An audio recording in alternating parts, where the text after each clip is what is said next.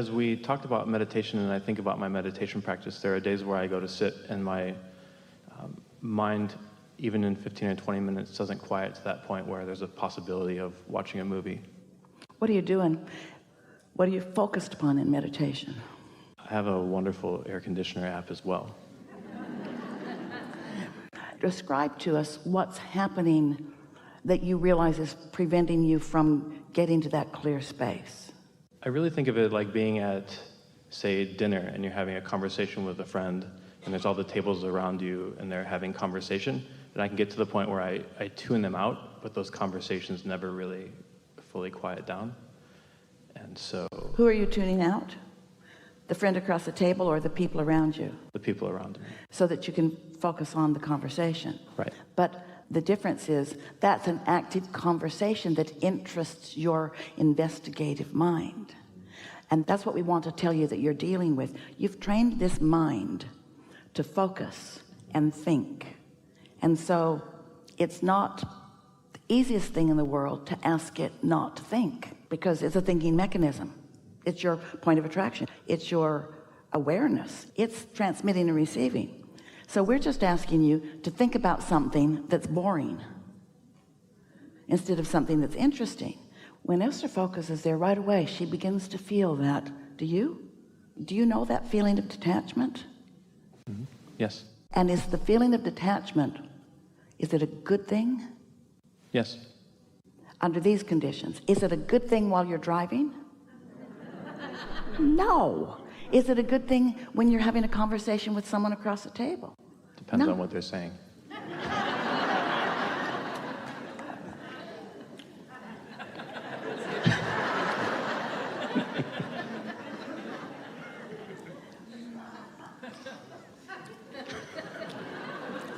Trying to help you.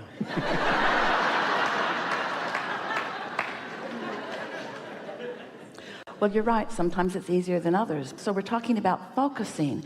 Usually focus means, to most people, focus on a subject and cause the subject to become more. That's what focusing does.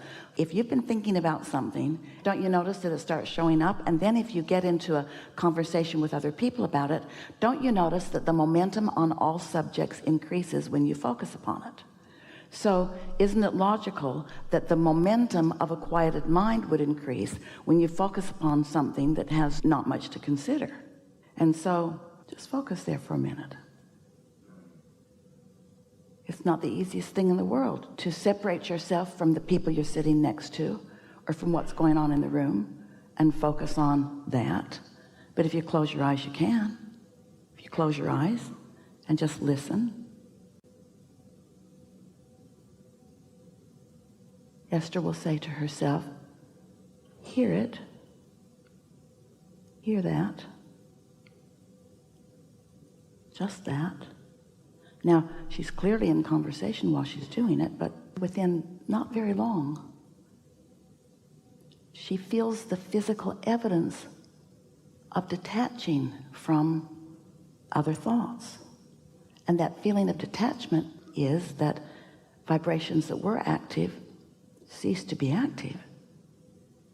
And now she's being called as a cooperative component to that broader part of her. And once she clears the atmosphere of resistance and breaks into that no pull of gravity or no pull of resistance, then the thoughts of her inner being are the movie she sees. You see what we're getting at? Just play with this. Just play with it. You're so accustomed to making things happen. And we just want you to know you've made them happen. Now you have to let them happen. And by continuing to try to make them happen, you prevent them from happening. You don't let them happen while you're trying to make them happen. You can't focus on the absence of what you want and allow the presence of it. It's very different. This is such a leading edge discussion, and it is the piece that sometimes people just stumble on. There are a lot of people that are just that way in nature. You know them. Often they just won't focus with you. They're off in their own world. You see them sort of daydreaming. But as a society, or as a productive member of society, you've come to believe that you got to be hard after it. And when you are, then you're doing a wonderful job. And you're often even doing what we're talking about here. But your conscious, focused thought in comparison with receiving of this non-physical intelligence that is operating on your behalf, it's the difference between a firecracker and an atomic bomb. Enormous power of non-resistant thought is what we're talking about. And it's worth figuring it out. It's worth going through the personal awkwardness of listening to the air conditioner. It's worth going through the personal awkwardness of just for a little while not having a thought and seeing what it feels like. It's worth seeing if you can accomplish within your own body the sensation of a quieted mind and then tension, because those thoughts don't let go of you easily, because the law of attraction has been summoning them. There is a gravitational pull. You're on your way. You're sort of testing that gravitational pull, but you're going to break out of it. And when you do, that sensation of the releasing of resistance, that's what we want you to go for. The releasing of resistance will bring you everything you want, and it will bring it fast. But more important, it will bring a steady stream of satisfying experiences, one after the other, that will show you your worthiness, your blessedness, your creativity. Really good. Hello, Abraham. Yeah. Good to be here. Thank you. Yeah. You took all of that in, didn't you? And it's a little tricky now to say, now I want to talk about this, because it sounds like Abraham just wants to talk about the air conditioner. Can you imagine a seminar? Someone sits down, a very vivid question, we just point toward the air conditioner. And then, come on up. And then they say something, we just point toward the air conditioner. Come on up, and just point toward the air conditioner. Pretty soon you'll save your money and just point toward the air conditioner.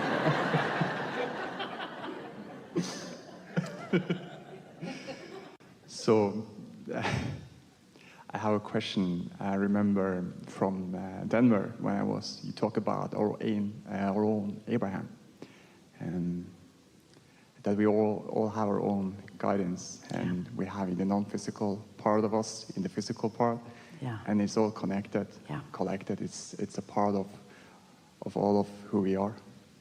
And for myself, I have an experience when I do meditation that someone speaks through me. Yeah. And a voice coming in and changing, and I feel just the words coming. So I want to say to you, that's the same as watching the movie. In that case, it's more like listening to the story, but that's what that is. Yeah. Mm. So, can you expand more about our own Abraham, our own guidance? We started today by talking about you and you. We don't want the you to disappear. We want the you to allow more of the you to be present. In other words, think in terms of your total self or the whole of you. You came knowing that you would experience contrast, and that's not really the whole of you experiencing the contrast, because your inner being doesn't experience the contrast. But right away, you launch the rocket, and now your inner being is involved. We know what you're getting at. You want to know, so what's this non-physical energy? And you acknowledge the Abraham that is flowing through Esther. And now you're having your personal experience where you are quieting your mind and allowing your vibration to rise and actually receiving impulses of thought and impulses of conversation. And you want to know who that is. And we want to ask you not to try to quantify it, because it digs up all kinds of expectations that are not helpful. Esther began when she was at the stage that you're at. These were the segments that she offered then. Abraham, I want to speak clearly your words. And what she meant by that is, I don't want any clutter, and I don't want any of my questions or negative expectations or worries to be part of this. I just want to speak clearly your words. And so that's a helpful thing to just acknowledge when you're there. Also, and this is the most important thing, don't try to make it happen. Just let it happen.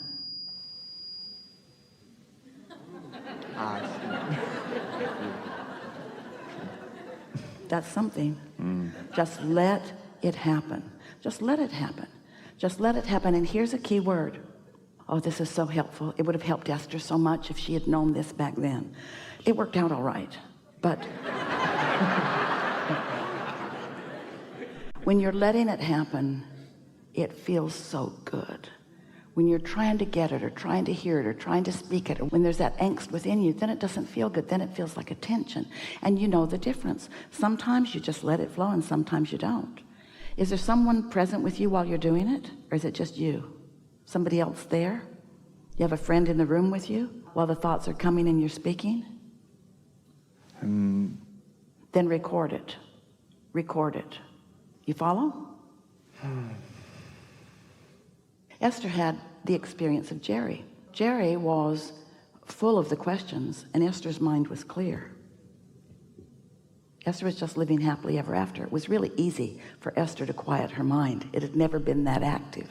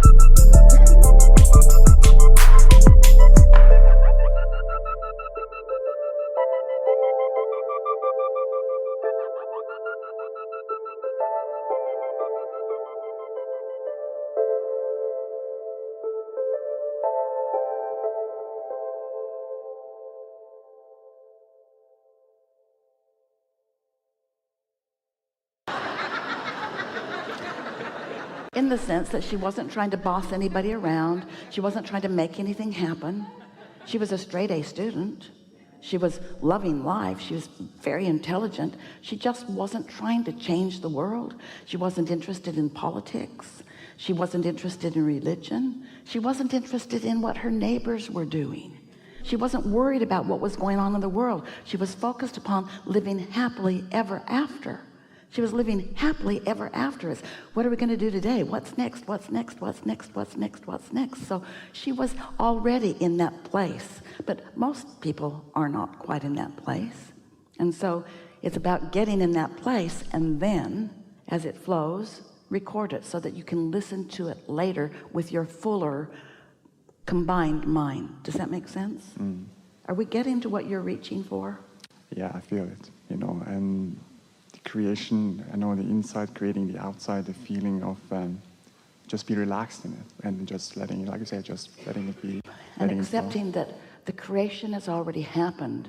Imagine yourself being a Hollywood movie maker and you hired a director and you found a script, the producer is in place, and you gathered all the actors and they shot the movie and the editor edited the movie, and now it's on a big roll and you're sitting to watch it. So it's all done. Now you're just going to watch the movie. Well, that editor is not just going to watch the movie. He's going to analyze every part of it. He's going to be the only one in the room ever that doesn't enjoy the movie. But we want you to enjoy the movie that you've made, because your inner being is your production staff. The law of attraction has gathered it all together. The cooperative components have all been gathered with every intention that you've ever held as being a powerful, nuanced way that it all came about. So now you can, there's that trust word again, you can trust that if you can accomplish that quieted mind, that then you can just let the movie play. And Esther got so she knew when it was time. She could tell when it was time. She could tell when the movie was ready to play. Now it's easy. She just stands over there, quiets her mind, listens to the air conditioner, seriously, allows her vibration to rise, and then off we go. Good enough? Yes, thank you so much. I love you. This is a good time for a segment of reflection. Don't forget to leave a positive message and subscribe.